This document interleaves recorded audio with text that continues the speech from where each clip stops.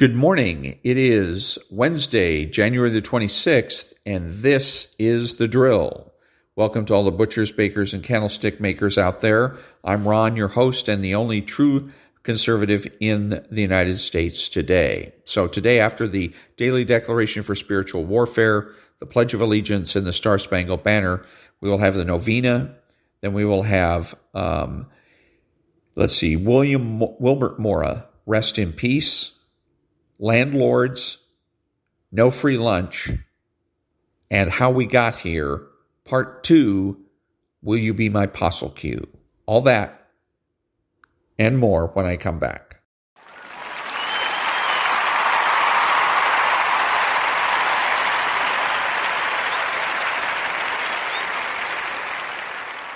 Thank you. Ineffable Creator, who out of the treasures of thy wisdom has appointed 3 hierarchies of angels and set them in admirable order high above the heavens, and has disposed the divers portion of the universe in such marvelous array. Thou who art called the true source of light and supereminent principle of wisdom, be pleased to cast a beam of thy radiance upon the darkness of my mind and dispel me from the double darkness of sin and ignorance in which I have been born. Thou who makest eloquent the tongues of little children, fashion my words and pour upon my lips the grace of thy benediction. Grant me penetration to understand, capacity to retain, method and facility in study, subtlety in interpretation, and abundant grace of expression.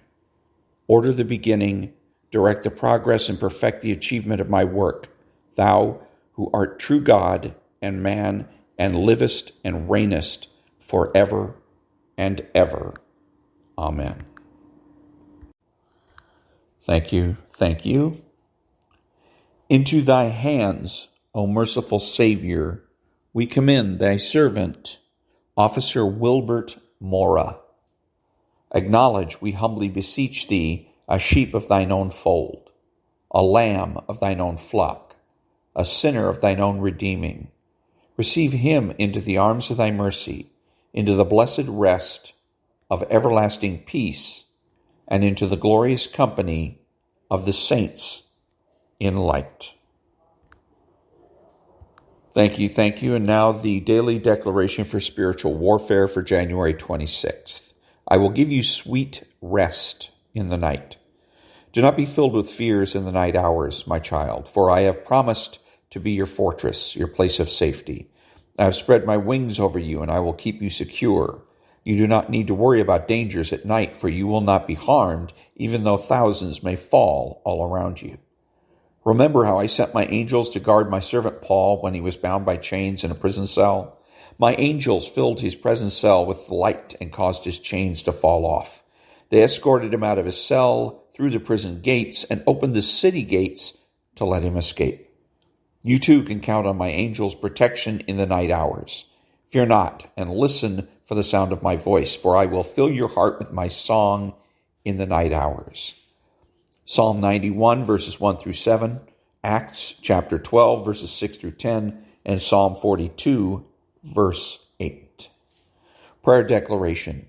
You are my shield, and you give me victory and great honor. I pray to you, and you answer from your sacred hill. I sleep and wake up refreshed because you, Lord, protect me. I will rest at night because you give me sleep. I take authority over every demon that is released against my family and me at night. I will meditate upon my Lord in the night watches. And that was the Daily Declaration for Spiritual Warfare for January 26th.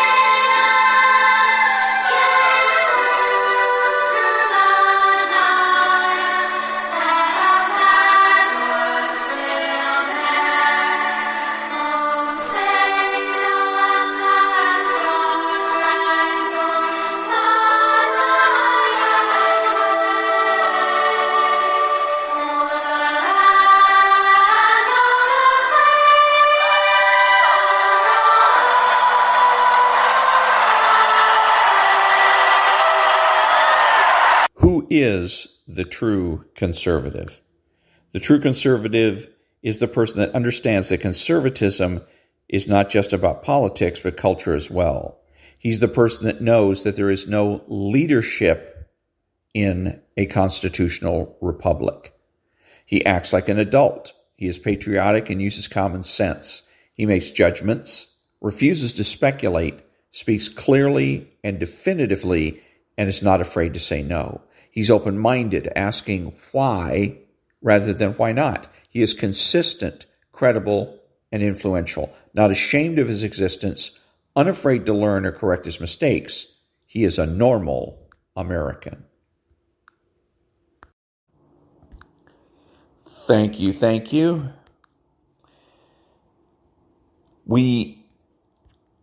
The question is not whether we wish to see everybody as well off as possible. Among men of goodwill, such an aim can be taken for granted. The real question concerns the proper means of achieving it. And in trying to answer this, we must never lose sight of a few elementary truisms. We cannot distribute more wealth than is created. We cannot, in the long run, pay labor as a whole more than it produces. Henry Hazlitt. This is human flourishing brought to the title of this book. My aim in promoting a free and virtuous society is the cause of human flourishing. And yet I do not advance that aim, only falsehood by pretending that there's a free lunch out there. Once we accept the reality of trade-offs in our understanding of economics, we will not inhibit the cause of human flourishing. We will instead make it actually feasible. And that was a piece or an excerpt from There Is No Free Lunch by David Bahnsen.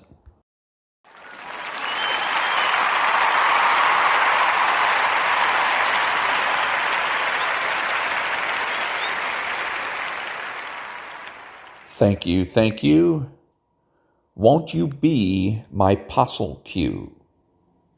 Perhaps I imagine it, a New York journalist observed in 1973. But it seems to me that fewer and fewer of the songs young people listen to now contain lyrics such as, "You belong to me forever. If you leave me, I'll die. Now that you're mine, I'll never let you go," and the like.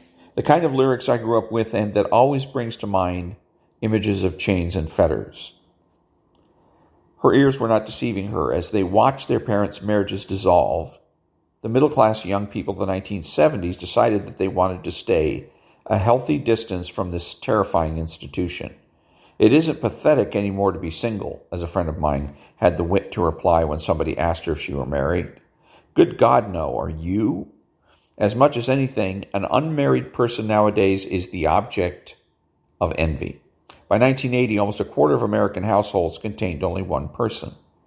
Middle-aged Americans allowed their imaginations to run wild when they thought of the fun these swinging singles must be having. Newsweek's July 1973 cover story on single life was illustrated with a photograph of a slim, sexy blonde in a bikini. If only. The young, and especially young women, stayed single not out of desire, but out of fear. Romantic love, wrote a feminist named Caroline Bird in 1970, is a put-up job utilized to trap women into giving up their identities. It's telling that movies that wanted to represent single life as carefree tended to be set in the past, like George Lucas's American Graffiti. Movies set in the present day depicted single life as depressing and dangerous, like 1977's Looking for Mr. Goodbar, the story of a young teacher who is compulsively drawn to singles bars who is murdered by one of her pickups, or Saturday Night Fever, a dark picture of sexual exploitation in Italian Brooklyn. The cinematic darkness corresponded to something very real in American life. Between 1973 and 1980, the proportion of Americans who described themselves as feeling a hungering for community rose sharply, from 1 in 3 to 1 in 2. Americans who turned 18 between 1971 and 75 were 3 times as likely to kill themselves as those who turned 18 between 62 and 66. I think I'm typical of my generation's side, a prematurely experienced young woman in a mid-1970s interview. To live a life of continuous affairs is a big blank. You get nothing from it. But what's the alternative?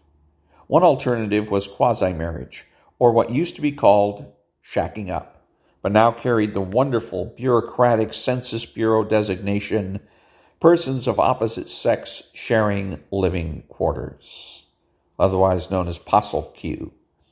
This mouthful prompted New York Times columnist Russell Baker to rewrite Christopher Marlowe's line, "Come live with me and be my love," as "Won't you be my POSSLQ?" By 1979, more than 1 million U.S. households were made up of an unmarried man and woman. This arrangement, once shocking, had lost almost all of its illicit glamour. Instead, it seemed to offer a hopeful third way, a relationship more lasting than an affair, minus the unrealistic expectations, that it will last forever, that it means total commitment, that one person can fulfill all your needs, economic, physical, sexual, intellectual, and emotional. Best of all, cohabitation based the future of the couple not on some external authority, but on their own desires. I really don't feel I have to go to somebody and hear them say, "Now you're really married," a 17-year-old girl confided in a survey of adolescent sexuality conducted by the Episcopal Church. I feel that I'm living with somebody and I love him very much, and I feel that, like if I tell the person I'm living with that I'm married to you, like spiritually, and he tells me the same thing, then we're automatically married as far as I'm concerned. Not because we go to a priest and he tells us we're married and he gives us a piece of paper. We're married because we want to. And I think that's more lasting than a piece of paper. Alas for her, cohabitation proved even less lasting than the piece of paper. And when it failed, it left behind feelings of disappointment and betrayal every bit as acute as those inflicted by divorce. Until the mid-19th century, courts throughout the English-speaking world reasoned much as the 17-year-old girl did, and treated a couple who publicly stated their intention to live together as man and wife. This common law marriage, as it was called, offended the Victorians' preference for legal clarity. What exactly counted as a statement of intention? And in 1843, the British House of Lords ruled that a marriage was invalid unless officiated by a clergyman or some other person with legal authority. Most of the rest of the English-speaking world conformed to the Lord's decision, although the laggard state of California waited until 1895. That's how the law stood when the newly divorced actor Lee Marvin invited a singer named Michelle Triola to set up housekeeping with him in December 1964. The relationship lasted almost 6 years, and after it ended in the summer of 1970, Marvin sent Triola support payments for a few months, but he remarried in 71 and the payments ceased. Furious, Triola legally changed her name to Michelle Triola Marvin and sued Marvin for half the $3.6 million she said he had earned over the years they lived together. The newspapers humorously dubbed her demand palimony. The lower California courts bluntly rejected Triola Marvin's claim. Even if Lee Marvin had promised to support her in exchange for her companionship, they ruled, enforcing that promise would be tantamount to enforcing a contract for prostitution. In 1976, however, the California Supreme Court reversed the courts below. Censorious attitudes to cohabitation had fallen behind the times. The mores of society had indeed changed so radically in regard to cohabitation that we cannot impose a standard based on alleged moral considerations that have apparently been so widely abandoned by so many. The court's assessment of public opinion was accurate. By decade's end, more than half of all Americans held that it was morally acceptable for a man and a woman to live together outside of marriage. On remand in the spring of 1979, Lee Marvin was ordered to pay Michelle Marvin $104,000. Federal and state authorities quickly moved to punish businesses and individuals who saw cohabitation as an immoral act or proof of bad character. In 1974, a Trenton, New Jersey woman filed suit against a State Farm insurance company for denying her automobile insurance because she was living unmarried with a man. The suit evolved into a huge class action that ended in the abject surrender of the insurers. Soon after, President Ford signed the legislation written by Republican Senator William Brock forbidding discrimination in consumer credit on grounds of marital status. Banks could no longer refuse a mortgage to a couple who wanted to buy a house together on the grounds that they were not married. New Jersey forbade landlords to refuse apartments to unmarried couples in 1970. Most of the other states soon followed. The handful of holdouts were brought to heel by a federal statute in 1988. Thank you. As roundly as marriage had been denounced for its injustice to women, the new cohabitation regime soon showed itself even worse. A woman and a man would move in together for the first flush of romance. Years would pass, 5 years typically. The Marvins were spot on average. The woman would gradually come to depend on the man economically, usually just as the man was losing interest in her sexually. Suddenly, the woman would find herself on her own, without any claim on the earnings and assets accumulated by the man during the course of the relationship. Confronted with these genuine injustices, courts haphazardly had to work out new rules. The effect of these new rules were to blur the once sharp boundary between marriage and non-marriage. Griswold v. Connecticut, the 1965 case that created a constitutional right to buy contraceptives, conferred that right only on married couples. The new sexual regime could not, however, halt there. In March 1972, the Supreme Court handed down its decision in Eisenstadt v. Baird, extending a constitutional right to purchase contraceptives to unmarried and married couples equally. Unlike Griswold, which was written by Justice William O. Douglas with characteristic boldness and disregard for precedent, Eisenstadt speaks in the quiet, careful tones of Justice William Brennan.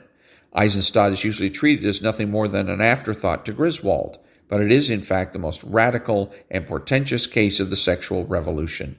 In Eisenstadt, a 6-1 majority of the nation's Supreme Tribunal declared it unconstitutional for a state to differentiate between sexual relations within marriage and sexual relations outside marriage. It is true that in Griswold, the right of privacy in question inhered in the marital relationship, Brennan responded. Yet the marital couple is not an independent entity with a mind and heart of its own, but an association of two individuals, each with separate intellectual and emotional makeup. If the right of privacy means anything, it is the right of the individual, married or single, to be free from unwarranted government intrusion into matters so fundamentally affecting a person as the decision whether to bear or beget a child. Griswold was a case without marriage. Was a case about marriage. The intimate lives of married couples, Justice Douglas said, must be exempted from the police power of the state because of the unique importance and sacredness of the marital relationship. Eisenstadt was a case about sex. The intimate lives of individuals, Justice Brennan held, must also be exempted from scrutiny, not out of deference to marriage, but out of deference to the importance and sacredness of sexuality. An institution had been replaced by a network of millions of individual sexual relationships. Every era tacitly places one liberty ahead of all others, one that must always prevail when values conflict. For late 18th century Americans, that liberty was freedom of religion. For late 19th century Americans, it was the right to own and dispose of property. For late 20th century Americans, it was sexual freedom. So completely were the principles of Eisenstadt taken to heart that in 1974, a federal judge declared unconstitutional a New York state law banning the sale of contraceptives to unmarried minors. Even the language of marriage began to shift. Forward-looking people stopped referring to husbands and wives and took up the gender-neutral term spouses. And then later, in deference to cohabiting non-married couples, spouse gave way to the vaguer partner. If living together out of wedlock was now a protected right, having children out of wedlock must logically also be protected. The Supreme Court struck down a series of laws that distinguish between the offspring of wed and unwed unions, explicitly repudiating in 1977 an argument that states had any legitimate interest in buttressing legitimate family relationships. 1977 was also the year that a major survey by the Centers for Disease Control found that children born out of wedlock were 250% more likely to be abused than children born to married parents. As far as the court was concerned, however, illegitimacy was not a vast social crisis in the making. It was just another lifestyle choice. I don't care if I'm an unwed mother. So what? If people don't like it, screw them. So declares an unmarried pregnant college student in a popular 1974 novel. She was blustering and went on to admit that she did worry what her mother might say, but her need to worry was coming to a rapid end. By 1979, 3/4 of all Americans thought it was morally acceptable to be single and have children. A respectable minority of Americans even argued that illegitimacy was actually to be preferred to the husband-wife family. The mother-child relationship is the essential human relationship, wrote the poet Adrienne Rich in her 1976 book, Of Women Born. In the creation of the patriarchal family, violence is done to this fundamental human unit.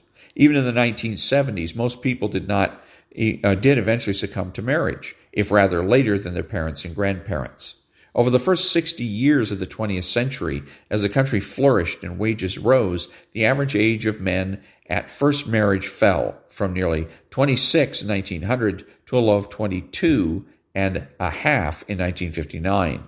There was a gradual rise in the age of men at first marriage through the 60s, and then a sudden and unprecedented rise between 1971 and 1980, from 23 to nearly 25. Women's age at first marriage also rose at a fast clip by historic standards, from under 21 in 1971 to 22 in 1980. The marriages to which the baby boomers succumbed were, however, very different from the marriages of the past. The proportion of Americans who agreed that men and women had equal responsibility to care for young children doubled, from 33% in 1970 to 60% in 1980. A much-cited series of studies of public opinion in the typical American city of Middletown, which was in fact Muncie, Indiana, were conducted in the 1920s, the 1950s, and then the 1970s. In the 1920s, 52% of the teenage girls in Muncie agreed that being a good cook and housekeeper was the most desirable quality in a mother. By the 1970s, 76% disagreed. And while women were refusing to run the house, men were mutinying against their ancient obligation to pay the bills. By 1973, barely half of college-educated youth regarded being a good provider as a very important quality in a man. The new marriage gave rise to new kinds of weddings. As Americans chafed against the old rules and obligations of marriage, a vogue for untraditional, indeed defiantly anti-traditional, weddings spread from the self-consciously rebellious to the respectable society. Those were the days of blue jean weddings on the shores of the ocean, or weddings solemnized by captains of ferries and tugboats, of pregnant brides attended by pregnant bridesmaids, read the New York Times Society pages of 1971 yourself. Westport, Connecticut, July 11th, Miss Wendy Galmore and David Newton were married here today in the woods outside the rough-sawn cedar house the bridegroom designed and built and in which they will live. The bride, whose feet were bare, wore a Mexican wedding dress and carried tiger lilies she had picked up at the side of the road.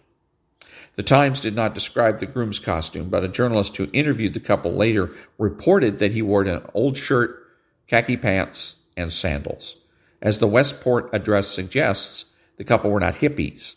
He was a prosperous, middle-aged businessman, and she was a teacher. We decided to have a wedding that would mean something to us, they explained.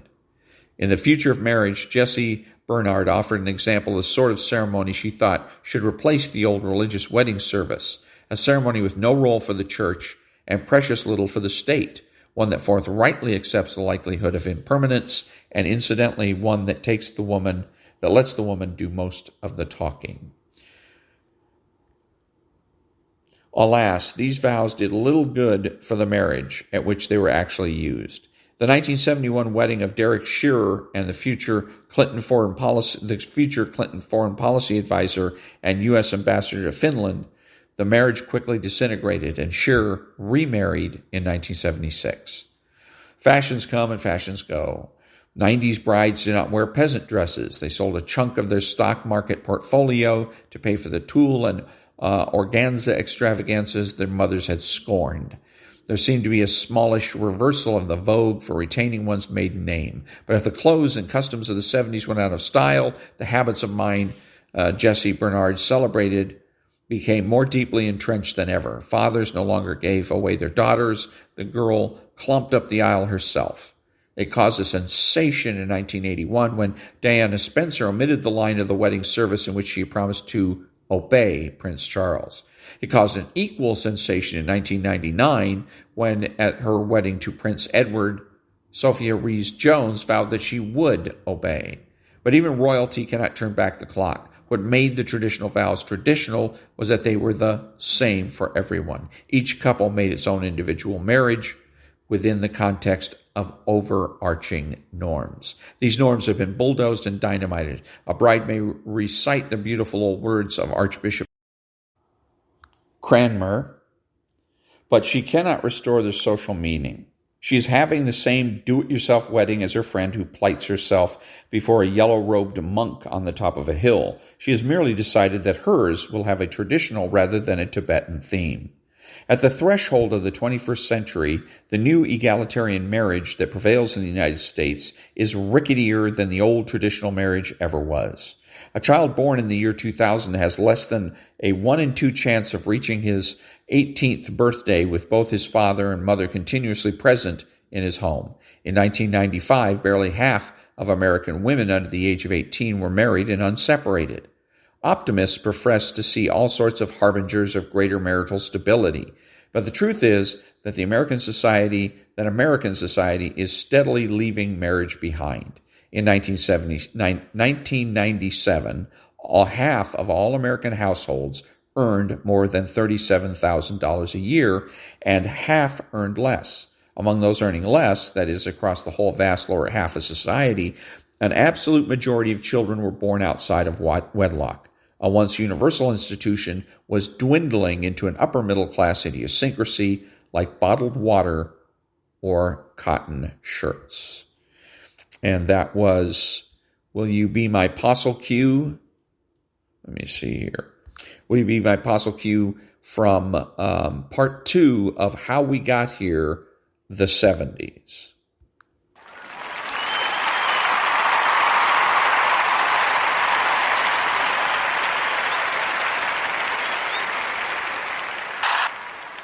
Thank you. This is Ron, your host, the only true conservative in the United States today, bidding adios to all the butchers, bakers, and candlestick makers out there and reminding you to be honest, to be smart, to be beautiful, and remember that the left has no authority, no power, and they can't win.